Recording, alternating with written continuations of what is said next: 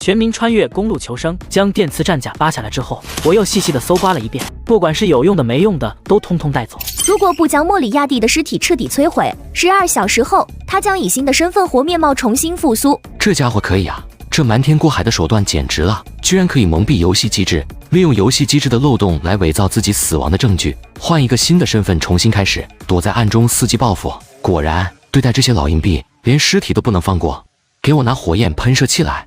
很快，10个火焰喷射器就被摆放到了我的面前。我开始对着莫里亚蒂的尸体喷射烈焰，火焰喷射器的外焰温度可以达到上千度，很快就将莫里亚蒂的尸体烧成了碎骨。我将这些碎骨磨成骨灰，随后又被这些骨灰倒进不稳定的药剂制造机里。没想到，机器嗡嗡的响了一阵之后，居然还真的滚落出一瓶药剂出来。复苏药剂死亡后12小时重新复活，重新定制身体面貌，但重新定制的身体总质量不得超过现有的身体质量的70%。还真有这个药剂！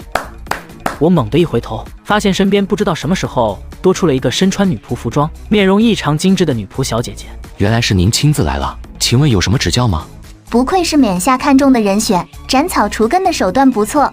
原本冕下还想让我提点你2句，现在看来倒是不用了。过誉了。你不必如此，你是冕下看中的种子选手，和我自然是同一阵营的。只要你不做出对冕下不利的事情，我是不会主动对你出手的。你放心，我和莫里亚蒂那种满肚子歪心思的垃圾还是不一样的。请问冕下是谁？我要做什么？不利的事情的边界又在哪里？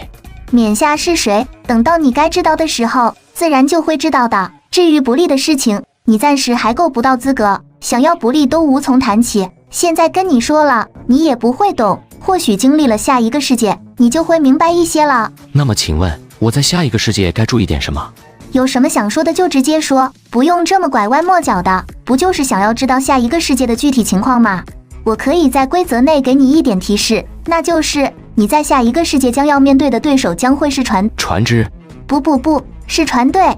下一个世界，你所要面对的敌人大部分都将是船只，各种各样的船只，从木筏到帆船，从幽灵船到战列舰，各种各样的船只，你要做的就是彻底干掉他们，一个也不要留。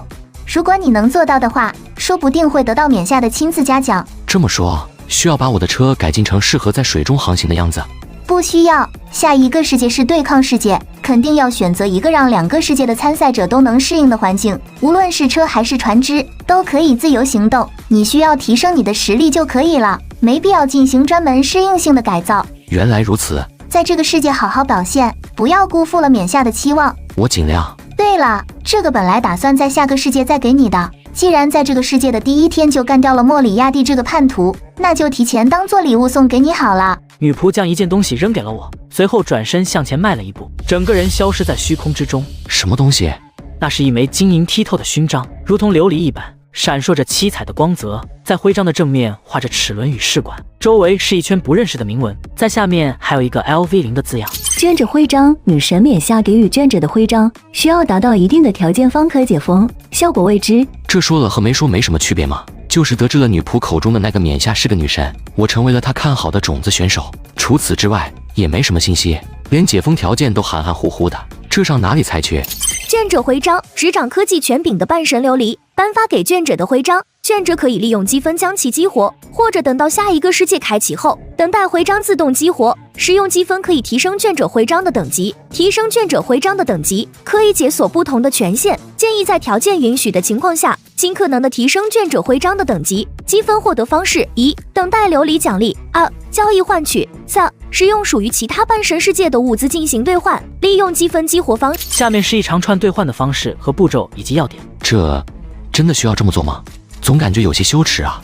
旺财，去给我做1份最好的奶茶，最好的咖啡，最好的茶叶，4份最好的水果拼盘，外加2瓶最好的酒。知道了。旺财快步从生态园里走了出来，头上顶着几缕羊毛，手里还拎着半桶刚挤出来的牛奶，快步走进了厨房之中。一阵机械的嗡鸣之后，旺财举着一个大托盘走了出来，托盘里是一杯奶茶、一杯咖啡和一杯清茶，外加4个水果拼盘。旺财还甚至在水果上雕了花做了造型。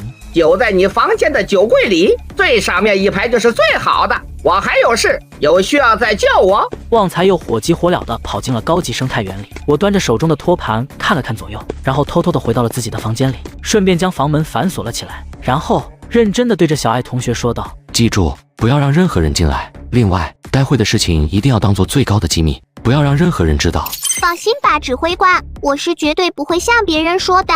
我将茶几空了出来，然后将3杯奶茶成品自行摆好，4个果盘摆放在4角，2瓶果酒一左一右摆放2侧。最后，我郑重地将那枚卷褶徽章摆放在正中央。我左瞧瞧，右看看，确认一切准备就绪之后，单膝跪在地上，一脸正经地说道：“我愿意将我最忠贞的信仰奉献给永恒的女神冕下，以传播女神的光辉为己任。”一长串颇为羞耻的祷词从我嘴里念了出来。当最后一个字念完毕之后，忽然一道道白光从徽章之中射了出来，笼罩在周围的那些贡品之上。片刻之后，那些贡品消失不见，白光也收拢回到了徽章之内。我连忙将徽章捧在手心里，认真观察着。此时，那个 LV0变成了 LV1的字样，同时物品的提示也发生了改变。你成功的让女神冕下感受到了你的忠贞的信，你成为了女神真正的卷者，请随机抽取你的特殊能力。随后，10张卡牌出现在我面前，请在1分钟内抽取1张卡牌作为徽章的天赋，如果不选择，则直接由系统随机挑选。